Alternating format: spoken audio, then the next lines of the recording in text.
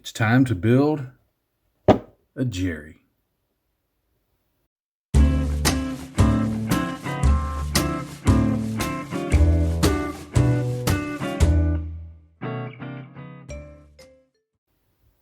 Hey, this is John.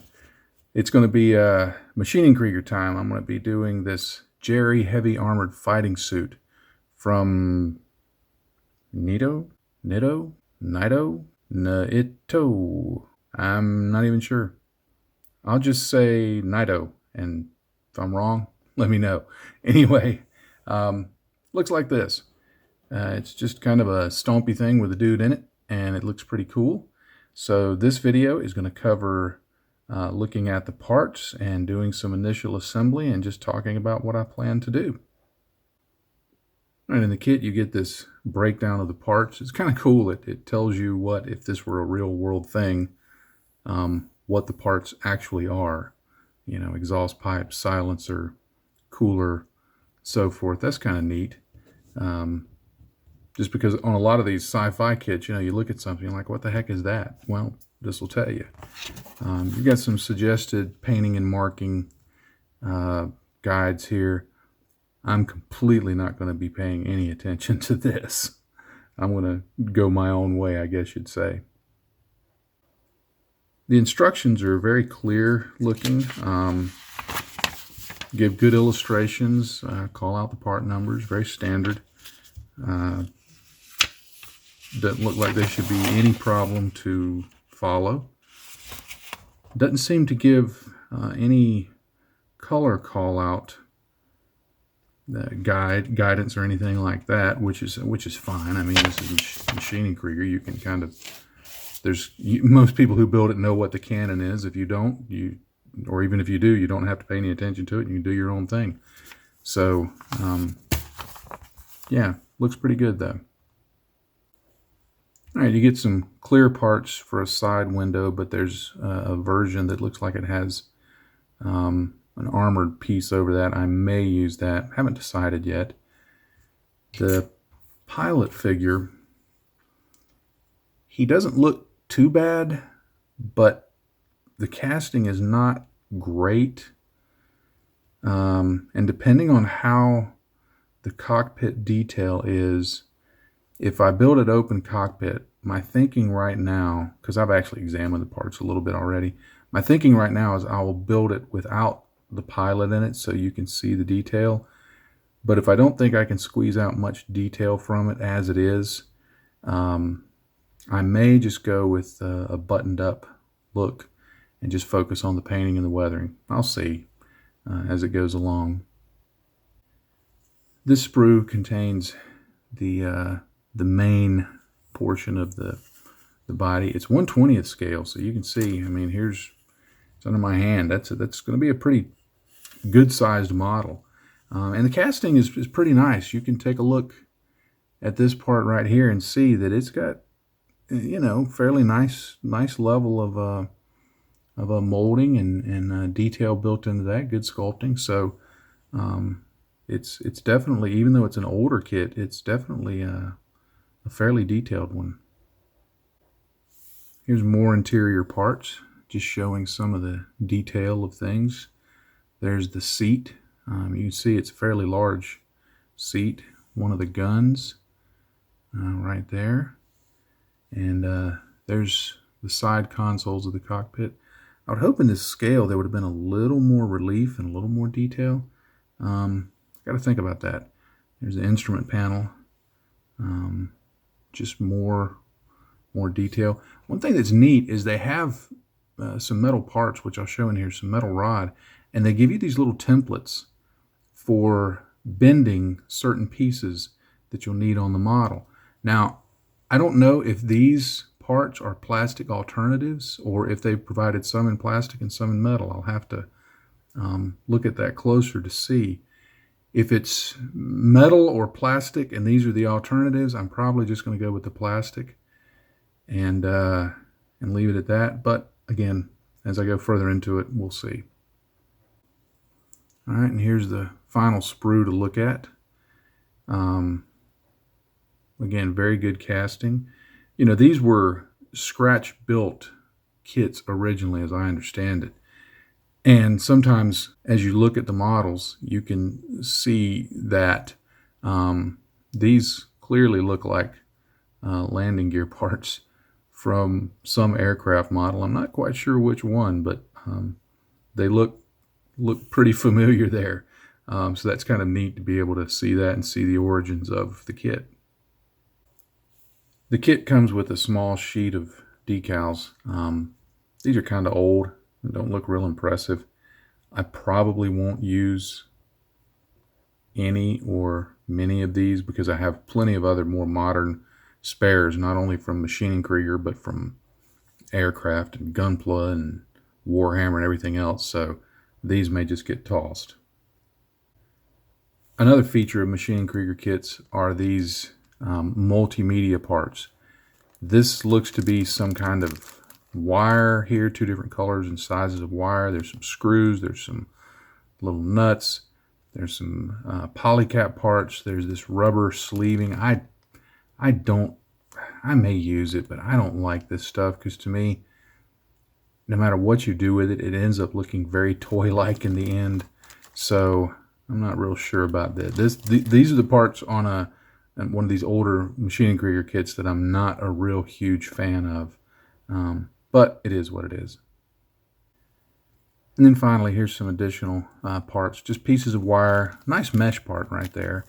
And then these little just coil springs.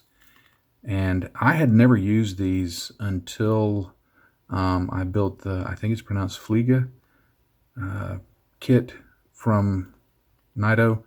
And I actually liked the way these worked and looked, so I'll probably end up using those because once painted, they actually look the part to my mind.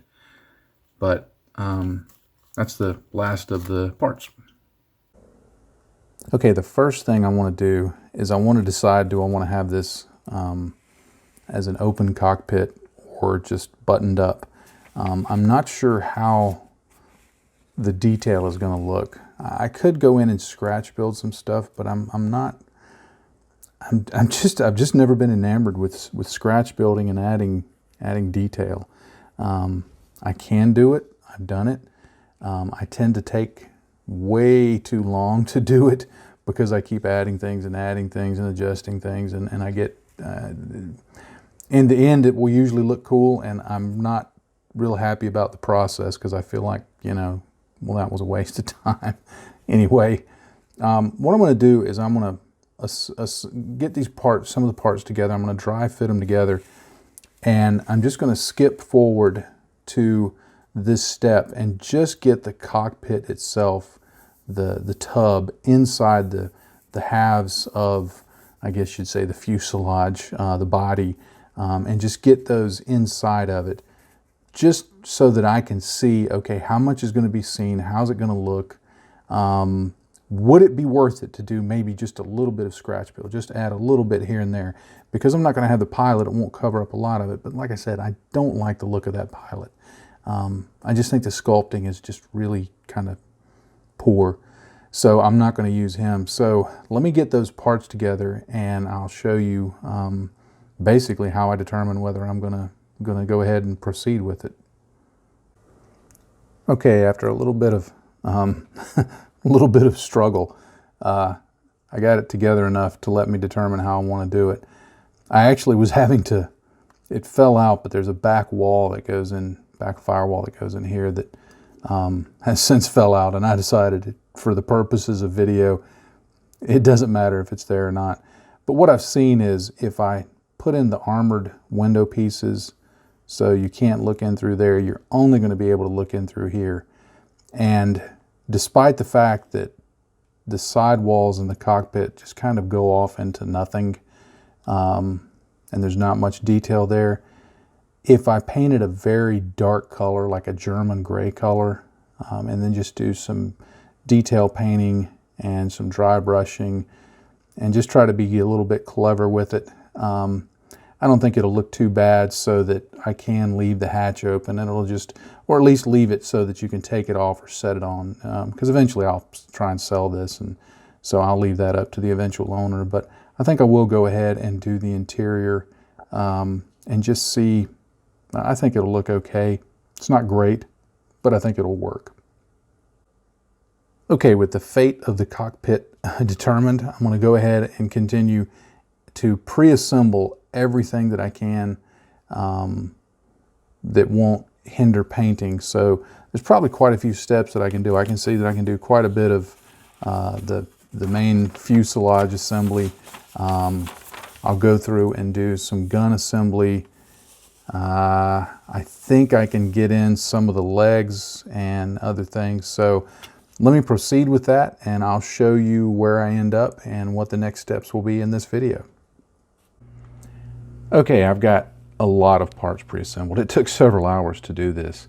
But again, my goal was to pre-assemble it in such a way that it wouldn't hinder painting, but would get as many things together as needed so that it would just simplify the build process. The sides of the fuselage, I guess you'd say, had quite a bit of little parts, little grab handles, little bolts. Got those on there. The handles did have plastic alternatives to the wire. I went with the plastic simply because it was easier, and my thinking is if it breaks, I'll drill it out and add a wire one back in and just move on. Got a fairly involved piece that goes on the front. This is the front of the model, and then this sort of goes in here, and then sticking out of it is his snuffleupagus arm, some kind of grab arm, and it articulates like that.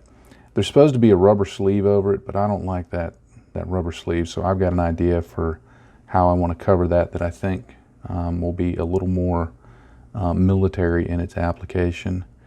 We'll see. Then the legs, I thought about fully assembling the legs. This is one of the feet. Looks very Star Wars, doesn't it? I decided to leave the legs in pieces just to make assembly, or painting rather, easier. There's other parts that will go in here. You've got the parts that join it together, then there's some various piston kind of parts. I'll paint all of those separately and just bring it together towards the end and see how that works. But at this point, I'm ready to start painting the cockpit. All right, for painting the cockpit, I'm going to start with just a base coat of, I think I'm just going to go with black, and then maybe use some neutral gray to dry brush, and that'll bring it down to something looking like a German gray. But when I pre-assembled this hull section to see what it would look like, there's going to be a lot of space that I'm not sure whether it will be seen from the outside or not. So while these are all parts of the cockpit, here you've got this piece of armor that goes over the front, and it can kind of be seen possibly.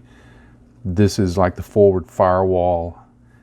This is the hatch, the rear firewall. You know, I'm going to paint all of these black, but I think what I'm going to do is like even the bottom of the hull, I'm going to paint black. Anything that's the inside of any of these parts, I'm just going to paint black, so that if on the off chance that I miss an angle, there's not going to be any of this tan color shining through.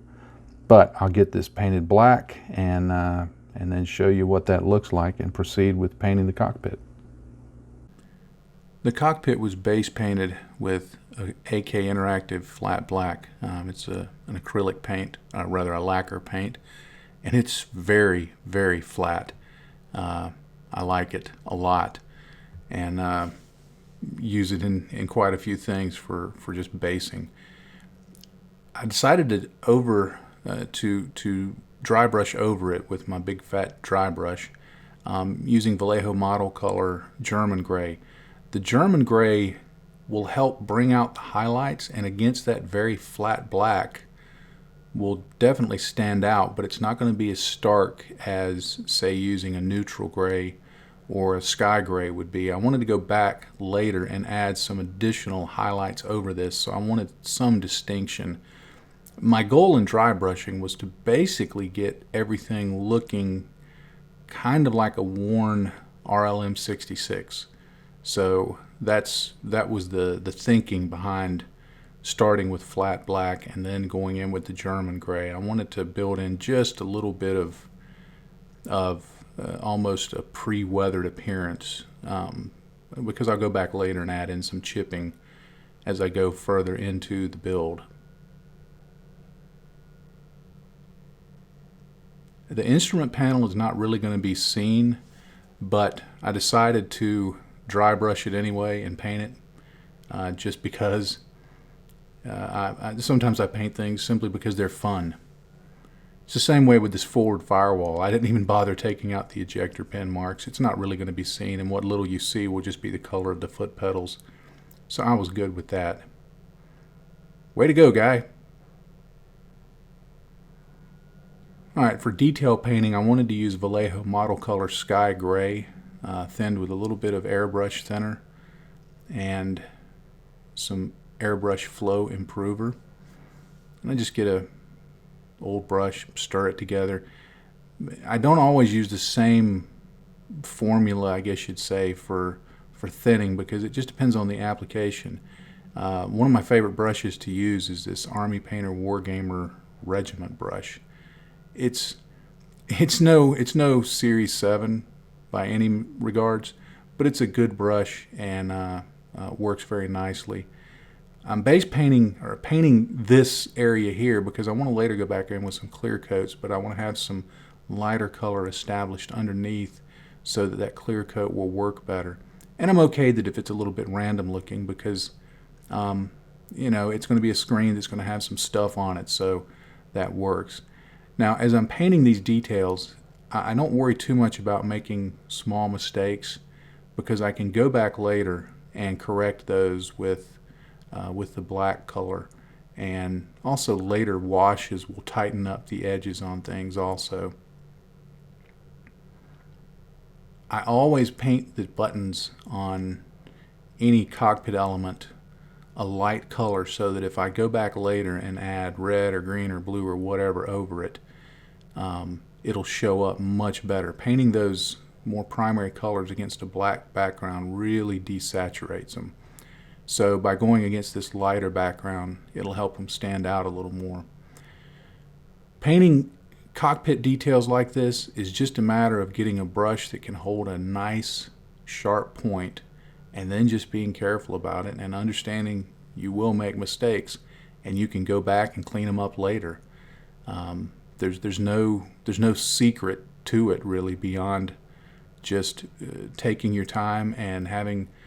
You don't want the paint too thin. It's better that it's a little bit thicker rather than thin when you're painting these details. I painted the tops of these hoses but not the bottoms, because I wanted to establish a little bit of light and shadow for later overpainting.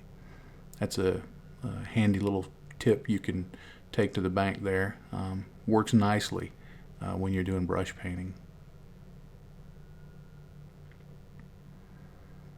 Edging these is just a matter of getting your brush almost parallel to the surface, and very carefully, using just the edge of it, paint the detail. This is really almost getting to the point of dry brushing to get it done. But when you're done, it looks pretty good. You can see some of the corrections I made there. Washes will help cover those up. Next, I wanted to paint the seat, so I used Vallejo Model Color Leather Brown for the base. I got it a little too thin, and I saw that immediately, but I decided, well, I'm going to go with it. I'm going to make the best of it, because down here on the main seat, I'll let that thin paint flow right up to the edge, and that flow will actually help establish a fairly straight and even line, rather than having to get right up to the edge with painting. And I'd have more of footage of painting the seat to show you, and even highlighting it, and a few other little things, but I forgot to turn the camera on as I completed this segment, so my apologies. I painted this leather brown around here. I decided that would be some kind of padding. That was my thinking behind that. I wanted to go in and add in some color details to the cockpit, the various knobs and switches, so I just used this Vallejo flat red. While painting reds and greens and yellows and blues in a cockpit may not be realistic, when somebody's looking into it, when the viewer's looking into it from, say, a foot away or 2 feet away, they want to see something. They don't want realism, they want cool. So some, blinky knobs, I think, help sell the notion of cool and that things go on in here. Sometimes I like painting these rectangles red and then later going back and just putting a little bit of white squiggle on it to suggest some kind of stenciling, some kind of caution marking, hey, don't push this or you'll die. Whatever it may need to say. And of course you got the red handle for the guy to get out. I'll paint the rest of that, go back later and paint the rest of that silver. I just kind of work along a little bit at a time with whatever color I want to do. For the various screens around the cockpit, I wanted to use, to me, it's clear green. I thinned it with their own thinner. And I got it down to, it's a little thicker than a wash. I mean, this is a fairly sticky paint no matter how you thin it. But I wanted it to flow fairly well because I give it a base paint and then I add in more paint over it. And if it's not completely smooth in terms of distribution of color, that's okay because it looks as if, hey, there may be something going on that screen. I'll later give this a coat of Future to really even it out and to bring out the shine in it. But I think this color works great for screens like that, even though it really won't be seen. I also wanted to paint the one on the top. This one will definitely be seen. So I took a little more time on this one to try and get it the initial coat even. There's already some detail cast into that, so it will give something to look at, which is kind of cool. So I was pretty happy with how that turned out, and I'll make sure that as I get towards the end that it's got a few more little touches. And then on these other ones, I didn't base them, I just decided to go straight in. Here you can see a quick view of the seat that I botched the filming on earlier. You can just see the shading that I put in there. It still needs a little cleanup. I started with some lead Belcher to paint the silver parts. Now, this forward firewall, I'm painting it purely for the fun of painting it. It won't be seen. That's why I ignored the ejector pin marks, and here you can see I did successfully paint it. I also added some silver to this handle here for the pilot to open up. That will be seen. I wanted to paint the cabling up around the top of the cockpit with kind of a brownish rust color, so I used that Model Air rust color right there. I just thought it looked kind of cool there. Now I needed to give some shade to some of the parts, so of course I went to my favorite Nuln Oil and I put it on the seat in a very heavy fashion because I really wanted to kind of blend those colors together and to get the recesses showing up nicely. Then it was time for some chipping. I used neutral gray for that, and I made this little chipping tool. I just took a piece of sponge and wrapped some tape around it so it was a fairly compact little chipper, and just began chipping around the model. Here I wanted to make sure that I got some of those edges so that when you do look in the cockpit you can kind of see a little bit of where the shapes and the edges and things like that are, so it served a dual purpose. Of course, I felt like where the hatch would open up, there would be quite a bit of chipping, so I went a little heavier there, and that'll be very visible. Here you can see the cockpit and how it looks after chipping, the seat, all the parts glued in place, and it's about ready for assembly. And I decided, instead of filming the assembly, I'm going to have to talk about it. There, it's built. Stupid thing. Yeah, it's not impossible, but it takes a little work. Let me tell you what I did. Okay, it may be easier to explain all of this with the instructions in clear view. The challenge is to get this cockpit assembly with this little cylinder inserted into the fuselage halves. The bottom put on, this aligned, and this put in, all so that it lines up fairly well. Now, the fit is not bad. I'll say that. The fit is not bad. If you get everything lined up right, it generally fits pretty good. There's a few places to clamp. There's going to be a few tiny seams to deal with. But the fit is generally good. However, because there's not a lot of alignment pins, there are some, but they're not always completely helpful. And because some of the alignment and placement is left up to the builder to kind of figure out by inference, I had to play with it for quite a while to find a build sequence that I liked that ended up in this getting together and not hitting the wall. So what I did first, I had already painted, there's some structure inside of here, and there's a piece of photo etch that goes over it. Those parts have to be inserted under here, up through the bottom, before you glue anything else together. So paint that, dry brush it, do whatever you're going to do, stick it up in there, glue it, make sure it's set in place. This has some alignment tabs along either side of the fuselage half. What I ended up doing was I glued this part to this, made sure that it was in about the right location, and then before the glue fully set, I put that in place in this fuselage half and glued it just a little before the glue could fully set. And then I dry fitted this fuselage half against it to make sure that everything was in place. Once everything was in place, I reached up underneath the fuselage half and along the back half here and on the inside right there and put in some glue. I still had this fuselage half held on. I held it on by tape, but it wasn't glued in place.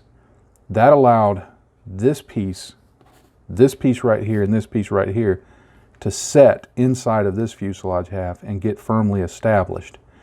Once those were firmly established, I let it dry for a couple hours so that it was in place. Once those were firmly established, I then glued in the cockpit tub into this side. This tube thing, this cylinder thing, goes into, there's some holes in the side and it fits into those. So I glued it in there and then immediately took this half and stuck it together, put some temporary glue on it to hold it in place, especially up here along the top, and then reached inside and did whatever minor adjustments I could to try and get the cockpit in place. Now, it doesn't give you a lot of adjustment. There's not a lot of movement that you can do. But I did see with test fitting that this cockpit, the instrument panel, would interfere somewhat with this piece. But I decided to defer that until later to work on. So I got this piece on, glued it here, so that left only this piece to do. Once I had this completely glued, I flipped it over, glued that piece into place. The hatch, that's okay. It's just sitting on there loose. Glued this piece in place. It took a little bit of adjustment to pop the sides out just a little. I had to work fast while the glue was still not too wet or too dry, and then get this piece in there and lined up. And once I got that together and could squeeze it together and get really good bonds, it was fairly stable. I then set that aside to dry for another hour or two. Okay, to continue with, had to take a coffee break, with this whole section done, I needed to get this forward armor piece on, as well as this forward firewall right here. I recommend keeping this part separate from this part until you get to this stage. Now, what I wanted to do was glue in this forward firewall because there was, even though everything fit together fairly well, these forward parts were, when you put the forward, when I put the forward firewall in, you didn't do anything, you're just watching. Anyway, I wanted to use this forward firewall to kind of close the front up to get it to the correct shape so that this part would be able to fit on. I initially put this part in place, and we're only talking a gap all around of maybe a 1/16 of an inch, even less than that, but it was still enough of a gap that when I put this part on, it wouldn't fit. There would be some edges standing proud all the way around. So I put this on initially with some Tamiya extra thin cement and tried to hold it together long enough that it would set. So I sat here and held it for 15, you know, I've done this before, you hold it for 10 minutes, 15 minutes. When you release it, the glue's set enough and the parts are together enough that it works. Didn't work in this case. So I had to go back and clean off the edges of the Tamiya cement. And then I used super glue, and I just put some all around the edge there, and I had to hold it. And of course, super glue works in two ways. If you don't want it to set instantly, it sets instantly. If you do want it to set instantly, it will never set. And in this instance, it did the latter. So I had to hold it in place, and then I would take a toothpick and I would add a little more glue and add a little more glue and clamp it as hard as I could and try and get some pressure, because it's supposed to activate and set with pressure. After about 20-25 minutes of wrestling with it and trying to clamp it in place, and unfortunately I didn't have any super glue accelerator, and it was Sunday night and I wasn't going to be able to find any anywhere. I finally got it set and it held, and I was able to then glue this piece on. Let me back up. After I got this piece in place, I then glued this piece on. Now, when I tried to put it against, set it in place, there were two little pegs up near the top on the inside that were supposed to fit inside the lip of these two sides to help it align. Trouble was, they interfered with the instrument panel. Now, I clipped off a couple of edges, the edges on either side of the instrument panel. You can't see it, but I clipped those off to see if that would deconflict the area. It did not. So knowing that this would set down on these edges right here, I just clipped off those alignment pins and was able to just push it right in place. It fit perfectly. I glued it, held it for a couple of minutes.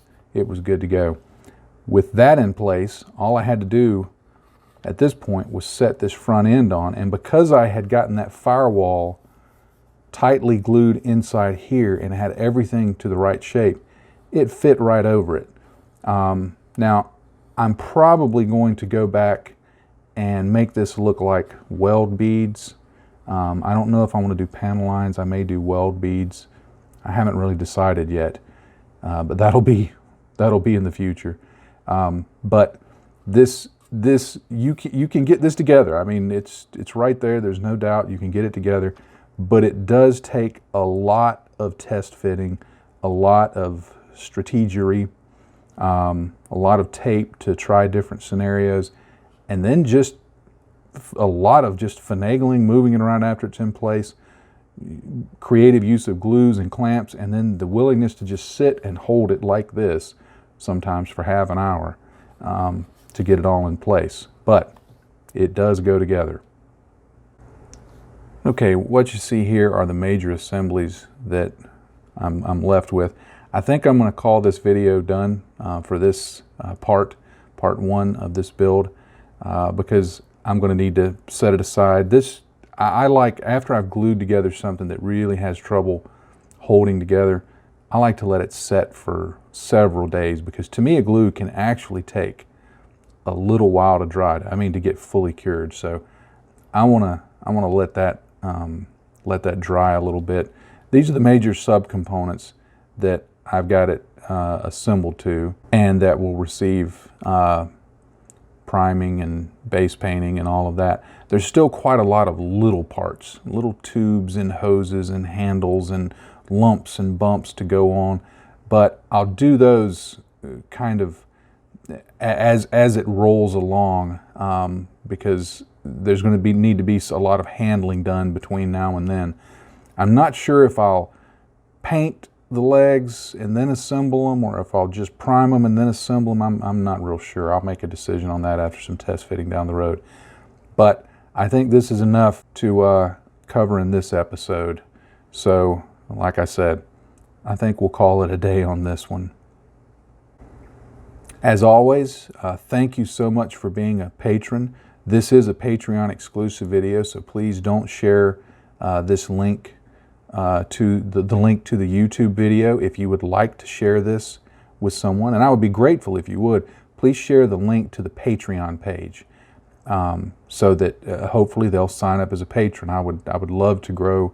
As much as I'm thankful for all of the patrons that support me, and I'm so very grateful for that, I would love to grow that number a little bit. Who wouldn't? And so if you do share, please share the link to the Patreon page that this video is embedded in.